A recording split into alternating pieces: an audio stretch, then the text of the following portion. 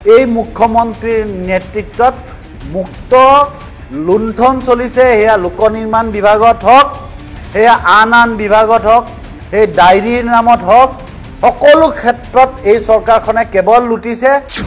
হিমন্ত বিশ্ব শৰ্মাৰ লোক নিৰ্মাণ বিভাগত কি দপদপনি বিজেপি চৰকাৰৰ দিনত চোৰ আৰু থানেদাৰ একেই কেইজন আৰু থানেদাৰ একেই কেইজন হৈছে এতিয়া এই বিজেপি চৰকাৰৰ দিনত।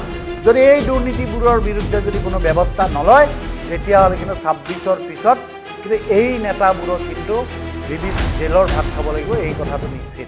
ক্ষীৰতী গাইলৈ পৰিণত হৈছে ৰাজ্যৰ লোক নিৰ্মাণ বিভাগ। জুমুইৰ বিনন্দনীৰ নামত কিদৰে হৈছে কেলেংকাৰী। দীৰ্ঘদিন হিমন্ত বিশ্ব শৰ্মাৰ হাতত থকা বিভাগত চলিছে কি? প্ৰথমে কোটি কোটি টকাৰ ঠিকা, তাৰ পাছতহে নিবিদা কিয়? লোক নিৰ্মাণ বিভাগত চলা অনিয়মক লৈ সৰব ৰাইজৰ দল। প্ৰথমে কোটি কোটি ঠিকা দিয়া হয় ঠিকাদাৰক, তাৰ পাছতহে দিয়া হয় নিবিদা। নিবিদাৰ পূৰ্বেই থিৰাং কৰি থোৱা হয় ঠিকাদাৰৰ নাম। ঠিকা দিয়াৰ পাছত নিবিদা জাৰি কৰি লোক নিৰ্মাণ বিভাগে স্বইচ্ছাই নিবিদাৰ পূৰ্বেই থিৰাং কৰি থোৱা ঠিকাদাৰকেই ঠিকা দি নিয়ম মাফিক কামৰ দায়িত্ব পালন কৰে হিমন্ত বিশ্ব শৰ্মাৰ হাতত থকা লোক নিৰ্মাণ বিভাগে। এইদৰে অভিযোগ তুলি জুমুইৰ বিনন্দনীৰ নামত হোৱা এক অনিয়মক লৈ সৰব হৈছে ৰাইজৰ দলৰ নেতা ৰাছেল হুছেইন। পৰম্পৰা হৈ গৈছে যে প্ৰথমে কোনো নিবিদা আহ্বান কৰা নহয়, প্ৰথমে কাম কৰিবলৈ কোটি কোটি টকাৰ কাম কৰিবলৈ দিয়া হয়, তাৰপিছত স্বইচ্ছাই মুখ্যমন্ত্ৰীৰ অধীনৰ বিভাগটোৱে সিদ্ধান্ত লয় যে সেই কামটো মানে ইতিমধ্যে সিদ্ধান্ত লৈ থোৱাৰ পিছত তেওঁৰ নামত নিবিদাখন ৰেগুলাৰাইজ কৰা হয়, কেৱল ৰেগুলাৰাইজ। এই সন্দৰ্ভত ৰাইজৰ দলৰ দাবী, যোৱা ফেব্ৰুৱাৰী মাহত অনুষ্ঠিত যি জুমুৰ বিনন্দীৰ নামত পুনৰবাৰ কি ভূপিন্দৰ সিঙৰ নামত যি দুৰ্নীতি হৈছে, কেৱল কাৰ্পেট আৰু টয়লেটৰ নামতে যি কোটি টকা ওলাই লৈ গৈছে, অস্থায়ী কাৰ্পেট পৰাৰ কাৰণে এদিনৰ নামত কোটি কোটি টকা যি ওলাই লৈ গৈছে, তাৰ কাৰণে এটা নিৰপেক্ষ তদন্ত হওক, প্ৰয়োজন হ'লে ন্যায়াধীশ অৱসৰপ্ৰাপ্ত ন্যায়াধীশৰ দি এখন তদন্ত কমিটি পাতিব লাগে। আৰু এই চৰকাৰৰ এই যি মন্ত্ৰী বিধায়ক যি লুণ্ঠনত প্ৰত্যক্ষ পৰোক্ষভাৱে জড়িত আছে তেওঁলোকৰ বিৰুদ্ধে ব্যৱস্থা ল'ব লাগে।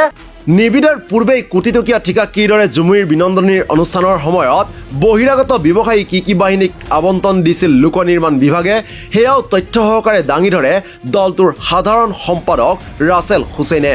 যিটো নৃত্য ঝুমুৰ নৃত্য, সেই ঝুমুৰ নৃত্যৰ প্ৰদৰ্শন কৰাৰ কাৰণে যিটো অনুষ্ঠান অসম চৰকাৰে আয়োজন কৰিছিল, তাত আকৌ পুনৰবাৰ বিয়াগুম কেলেংকাৰী হৈছে। এই কেলেংকাৰীটো হ'ল 8,84,00,000 টকা। 8,84,00,000 টকাত ভূপিন্দৰ পাল সিঙৰ ACME ইভেণ্ট এণ্ড এক্সপ' দিয়া হৈছে। তাত কোনো নিবিদা হোৱা নাছিল, মাত্ৰ এজনেই তাত মানে নিবিদাত অংশগ্ৰহণকাৰী আছিল। তাৰমানে আন সকলো প্ৰতিষ্ঠানক বঞ্চিত কৰা হৈছিল।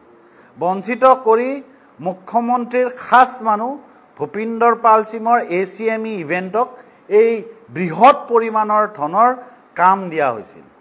আৰু এই ভূপিন্দৰ পাল সিঙৰ যি ভাতৃ গুৰৰাজ সিং, তেওঁৰ প্ৰতিষ্ঠান হ'ল হোৱাইট ড'ৰ ইভেণ্ট, আৰু এজন ভাতৃ আছে কমলজিৎ সিঙৰ প্ৰতিষ্ঠান কেপিটেল অভাৰালেইজ।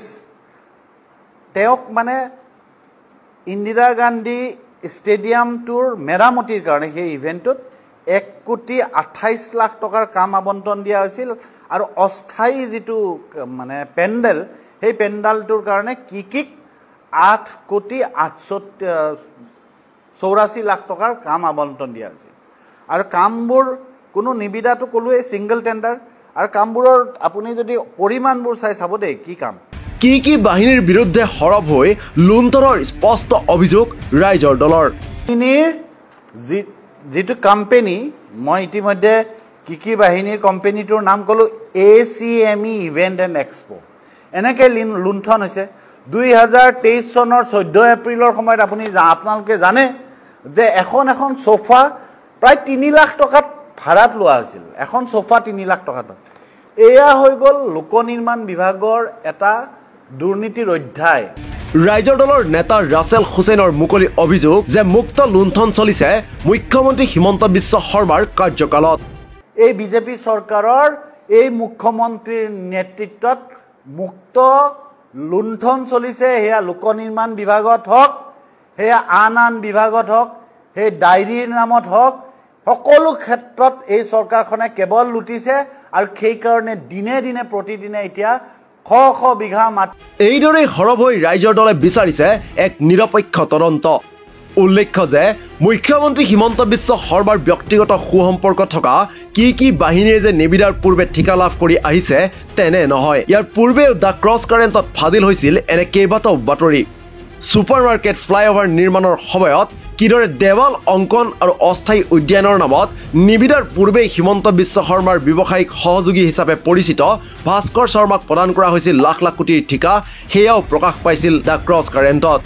সদ্য শেহতীয়াকৈ ডিব্ৰুগড়ত মুখ্যমন্ত্ৰীৰ এক অনুষ্ঠানৰ বাবে নিৰ্মাণ কৰা লাখটকীয়া পেণ্ডেলৰ নামতো অনুৰূপ ঘটনাই সংঘটিত হোৱাৰ তথ্য পোহৰলৈ আহিছে। সেই পেণ্ডেলৰ নিবিদা প্ৰকাশ হৈছিল 22 জুলাইত, কিন্তু তাৰ পূৰ্বেই কোনো ঠিকাদাৰে লাভ কৰিছিল অস্থায়ী পেণ্ডেলটোৰ কাম। মুঠতে পূৰ্বেও লোক নিৰ্মাণৰ দায়িত্বত দীৰ্ঘদিন থকা হিমন্ত বিশ্ব শৰ্মা মুখ্যমন্ত্ৰী হোৱাৰ পাছত ইটোৰ পাছত সিটোকৈ কোটি কোটি টকীয়া ঠিকা নিবিদাৰ পূৰ্বেই লাভ কৰিছে একাংশ বিশেষ ঠিকাদাৰ অথবা প্ৰতিষ্ঠানে। ৰাইজৰ সন্দেহ এতিয়া যেন নিবিদাৰ পূৰ্বেই থিৰাং কৰি ৰখা হয় ঠিকাদাৰৰ নাম। নিউজ ডেস্ক ৰিপৰ্ট, দি ক্ৰছ কাৰেণ্ট।